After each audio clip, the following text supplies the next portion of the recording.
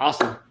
Thanks everyone for joining us today. Really excited to pick up some more financial literacy education provided by Hammer Forte Consulting. Jeff Hammer, CEO, also a Northwestern Mutual wealth management advisor. Really excited. I'm going to go ahead and kick it over to you, Jeff, so you can run through and get into it. All right. Well, thank you so much.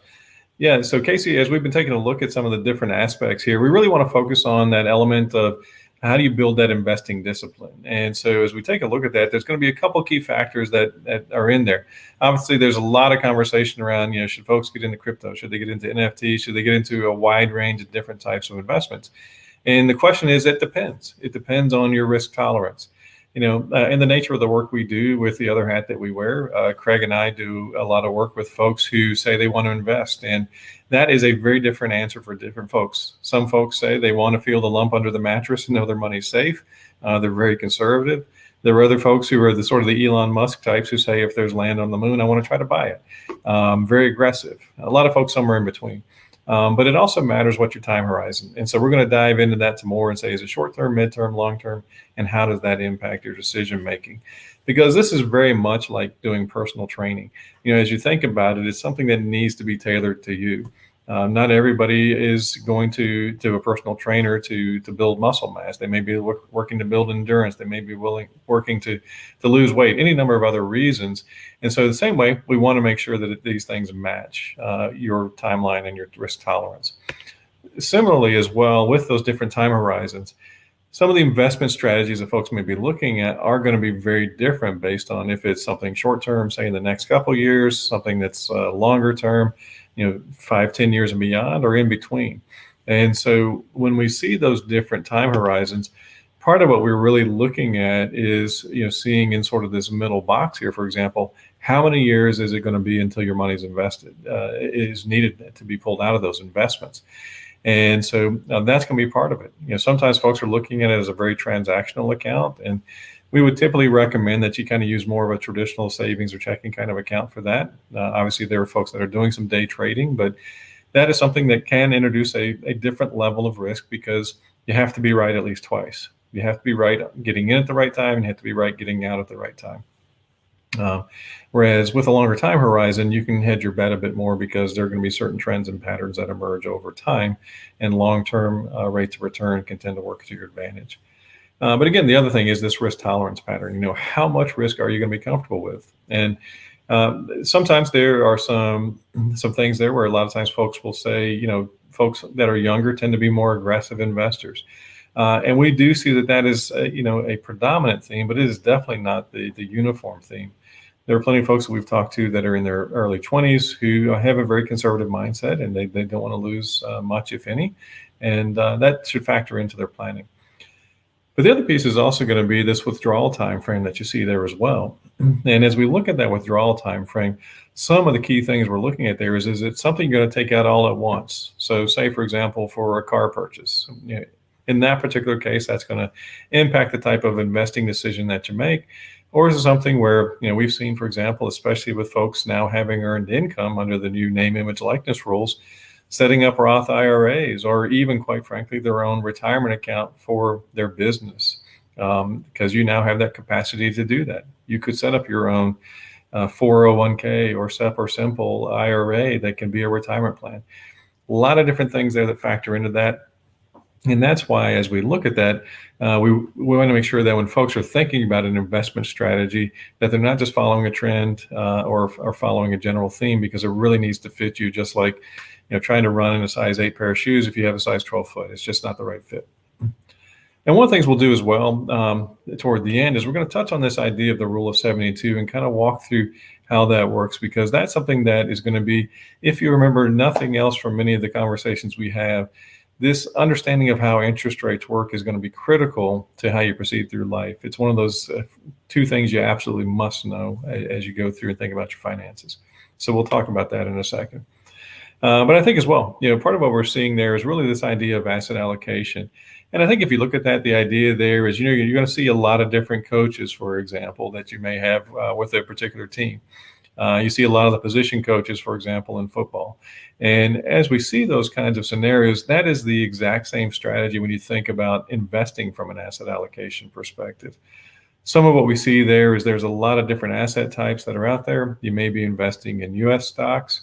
Are those things that are small companies, large companies, mid-sized? Are they international? Are they emerging companies? Are you getting into real estate, bonds, cash types of vehicles, commodities like gold and silver, or some of the digital assets? A lot of different things that can be invested in. And again, think about it in that same way. There are different specializations for different purposes, just like you have different specialized coaches for different purposes. But they all work together to have an integrated strategy.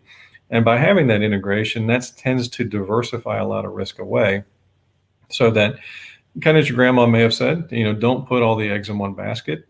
She was right. Spread it around. Whether it's in real estate, whether it's in your social media, whether it's in any number of other things, we definitely encourage you spread it around, because the likelihood of everything heading down at the same time is incredibly low. But that becomes a significantly higher risk if you go all in on one particular thing. So that's part of what we see there, is kind of really diving into those different elements of how you might address understanding that positioning for your personal training on your financial disciplines. And as we look at that, some of the other things that we're going to see there as well is back to this idea of sort of this concept of the rule of 72. So how does it work? And as we look at this, rule of 72 just basically shows you, again, how interest rates work. If you take any interest rate and you divide it into the number 72, it tells you how long it takes to double. So quick example. So and this is in regard to debt. It can be in regard to investments, any number of things.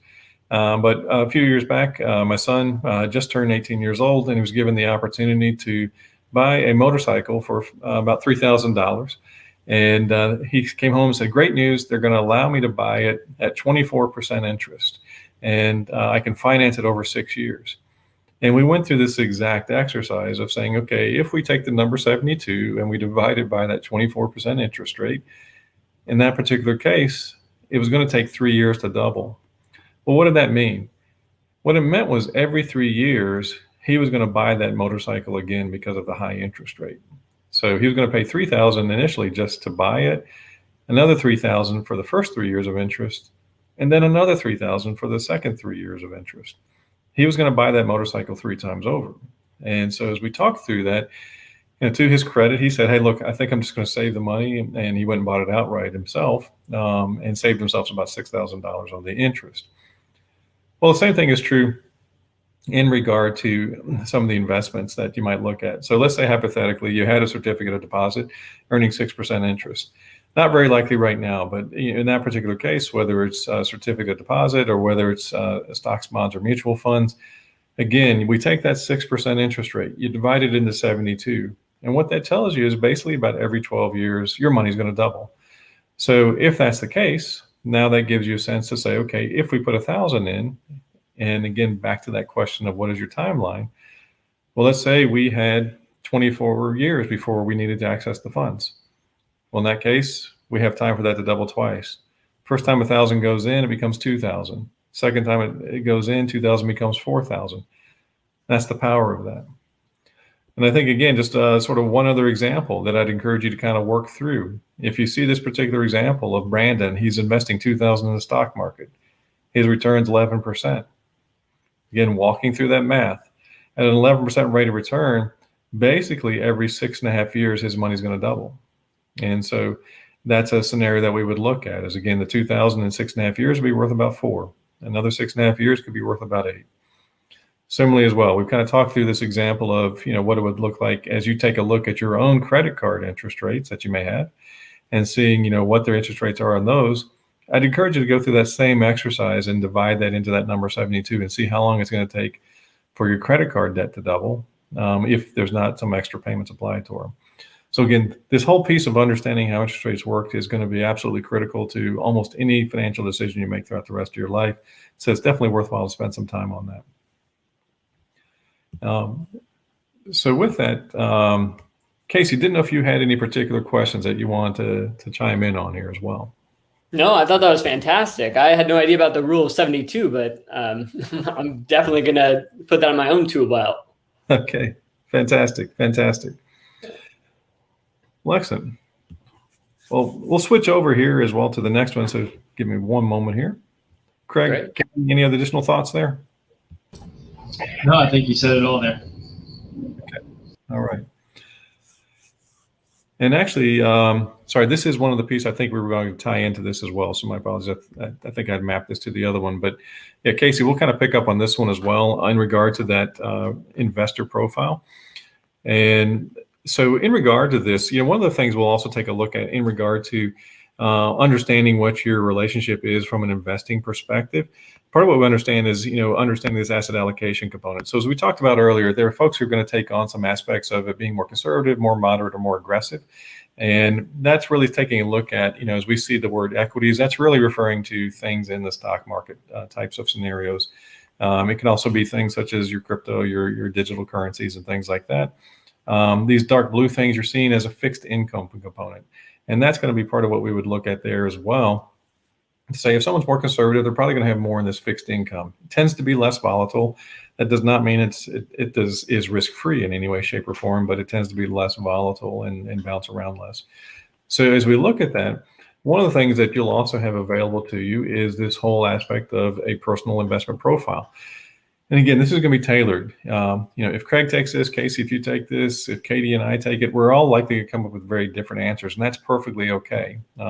It's really where you're going to feel comfortable. So you're not laying awake at night staring at the ceiling saying, what am I invested in?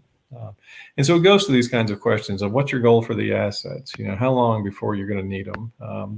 How long do you think you'll be taking withdrawals? What are your thoughts around inflation? Again, inflation is something that's going to be a critical factor as well. We don't think about it, but typically, depending on where you live, inflation tends to run between 2 to 3%.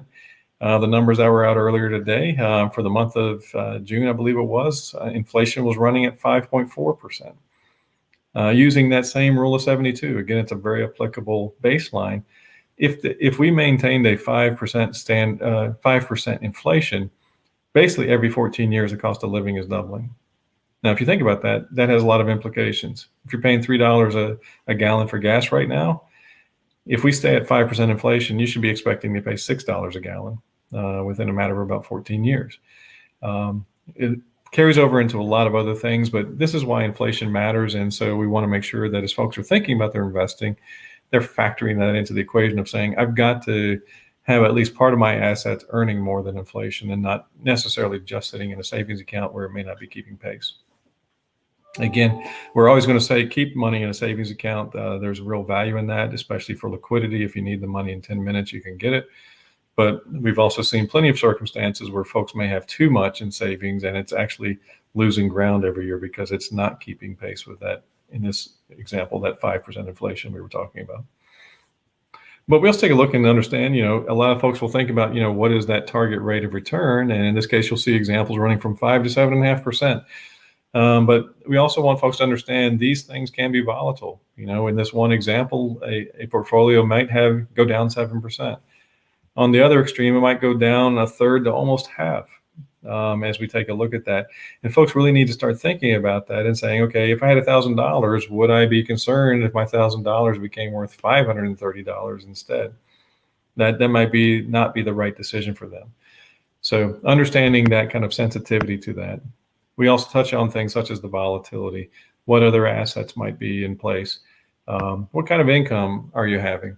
And again, for a lot of you, I know that the income aspect is going to be fairly volatile right now and variable because this is new space. This is uncharted territory. And so in that particular case, we want to factor that into the equation saying, do you need to have a bigger safety net? Because we're really 2 weeks into it at this point, and nobody knows what the future income is going to look like. But also, how much risk are you willing to take, and with how much of your money? Kind of going through and giving you again another assessment of if you had 100,000, what kind of risk would you be willing to take? Would you be willing to lose 30,000 for the opportunity to double your money, or do you say I always want to come out ahead no matter what? That is going to inform your investment strategy. And then lastly, kind of walks through and say, what is your overall mindset when you think about investing? And as we get to the end of that, as you kind of add up these different numbers, it'll start to give you a sense of saying, hey, if you came out with an 88, you'd be considered an aggressive investor. And that, again, starts to inform how might we structure an overall investment strategy. And that's where we would see something that's going to be much heavier on the stocks, the digital currencies and so forth, versus things like the fixed income and bonds and other things. And vice versa. If you came in very conservative, much heavier on the fixed income, lighter on the equities and digital currencies. So this will be an interesting exercise. Probably take you about 5 minutes to work through it, but it's worthwhile for you to know where are you going to feel comfortable, because again, there is no wrong answer on this. It's just a matter of understanding what fits you best so that you're going to be comfortable with your investing decisions that you can now start making from some of the income you're generating. Casey, any additional thoughts on that? No, that's fantastic. Okay, outstanding. All right, let me switch gears here for a second.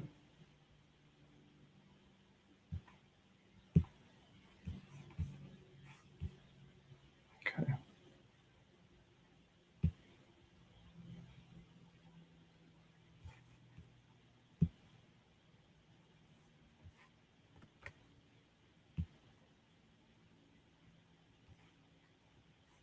Okay.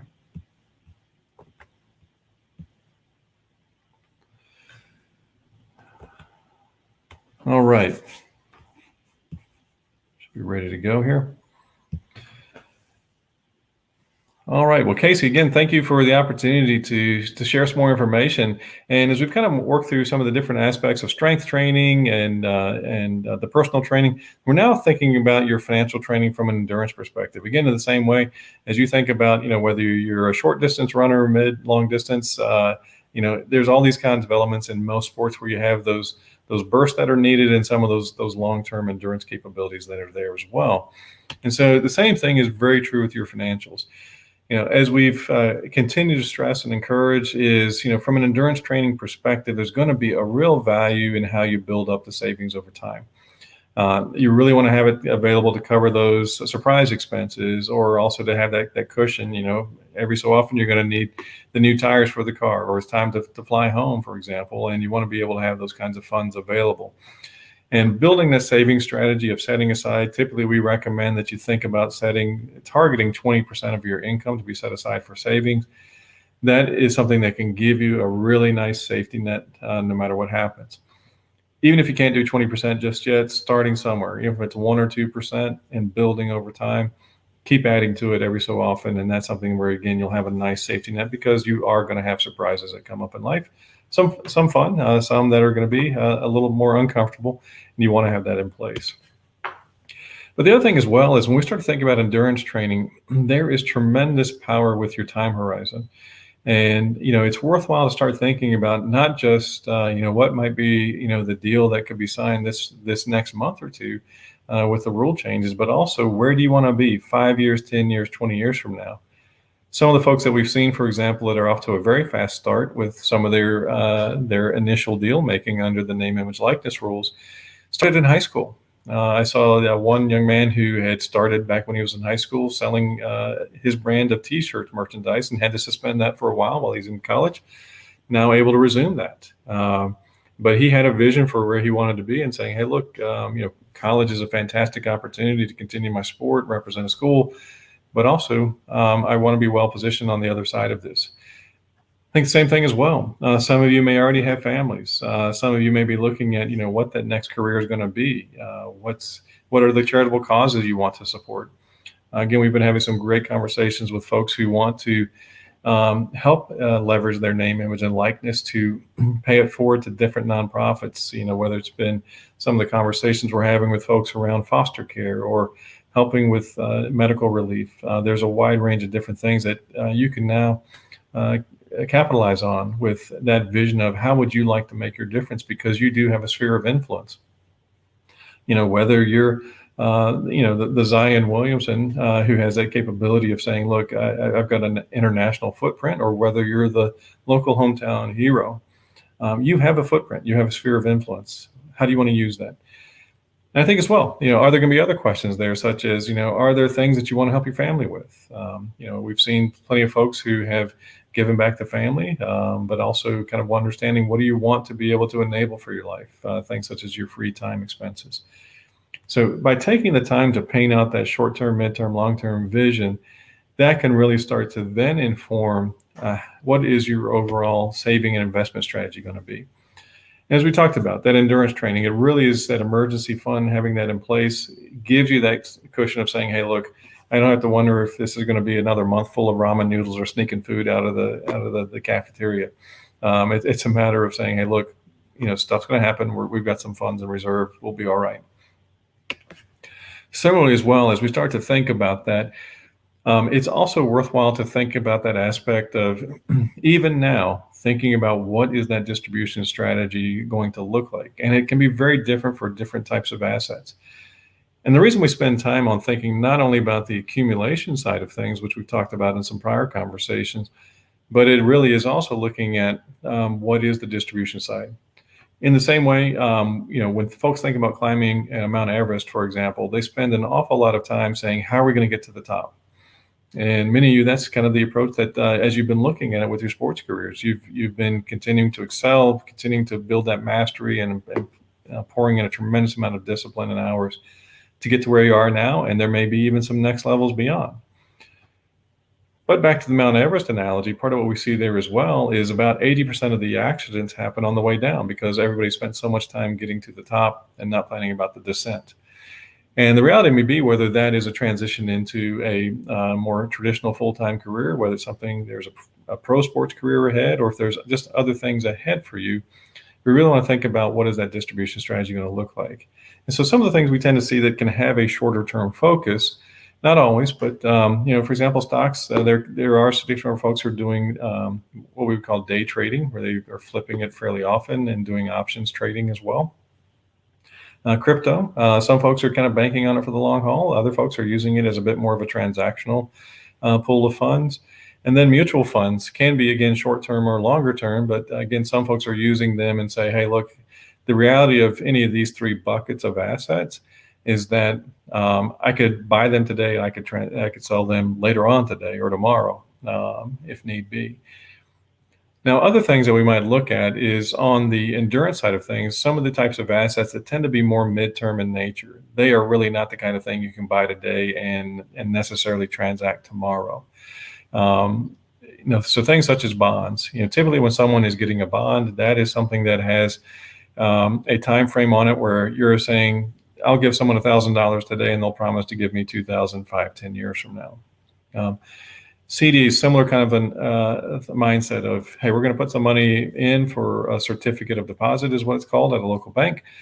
And they may say, look, put in, $1,000 and come back in 6 months and we'll pay you 1 or 2% in interest.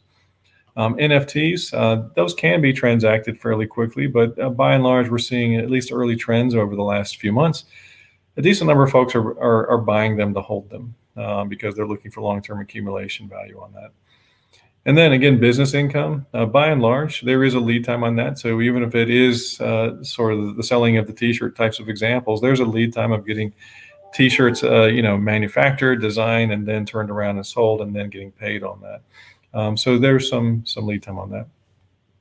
Other longer term types of assets are going to be things such as natural resources. So that capability to, over the long run, there may be diversification that someone pursues into things such as, in Texas, for example, there's a lot of oil and natural gas rights. There may be timber rights. Even one of the more unique things here in the Virginia area is there are oyster farming rights in the Chesapeake Bay. Wide range of different things that are out there that can be bought and sold. Other long-term assets, things like a Roth IRA. Again, we'll dive into this more in a future session, but it's a great way to build a lot of tax-free income, especially for someone your age where you have, what may be a 30, 40, 50-year timeline before retirement, and any funds you put in now can be growing completely tax-free. As we've talked about, you may also have that capability. If you have a fairly established business enterprise that's taking off, you may have your own 401k. And that's something that, again, tends to be a longer-term retirement type of vehicle. Many of you will have your own intellectual property. And again, we're going to have some other conversations on that in future iterations of this, but diving into understanding what are the marketability and the royalty streams that are available based on, for example, I saw one young athlete who has an interesting balance as far as some of the creative work she's doing from a culinary perspective, where she may even have some patentable capabilities for some of the things she's come up with, but also has a bit of a music career on the side as well, and has royalties that can be coming in off her music.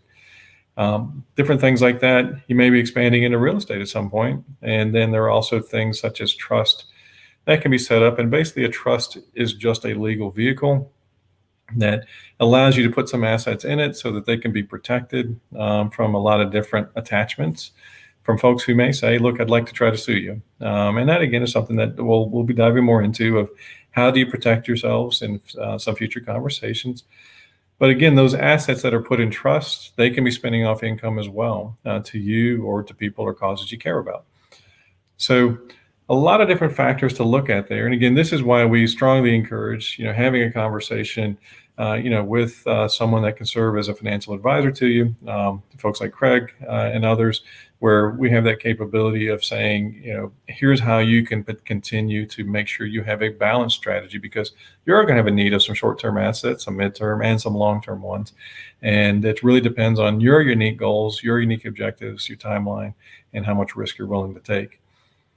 And as we were talking about earlier, this whole aspect of being able to start early, if kind of back to that concept of, let's say we looked at the idea of the Roth IRA, so you as an 18, 19, 20-year-old, for example, if with some of the income that you're generating, if you were putting in $100 a month and you never changed it for now and the next 50 years, and if you were getting a fairly modest 6% rate of return, in that particular case, with just $100 a month over the next 50 years, you could have accumulated $330,000. That is the power of your time horizon. Conversely, let's say we take someone who is, in their mid 50s and they did $100 a month. Because of their time horizon, they only have an opportunity to get to $14,000. That's just the difference that we're looking at is, you're looking at well over 20 times higher potential opportunity just because you start now. So that's something that that can work to your advantage as you think about starting to save early with that endurance mindset. And then a couple other additional key themes here is, as you think about it, a lot of times, especially while we're younger, we tend not to think about how long we're going to need the money. And this is just something that surprises even elderly clients that we work with as well, is what is the lifespan that someone may be planning for? And let's say, for example, if you are the professional athlete who retires in your 20s, you could have potentially 60 years of retirement or more as we take a look at what your lifespan could be. Now, obviously, you may have another career there, but you may not, especially if you've gone to the professional realms and have managed your money well. But even just a couple of years ago, I remember National Geographic had a cover that showed an infant on the front page. And the declaration that they had on the front cover was, it said, this child will live to be 120 years old.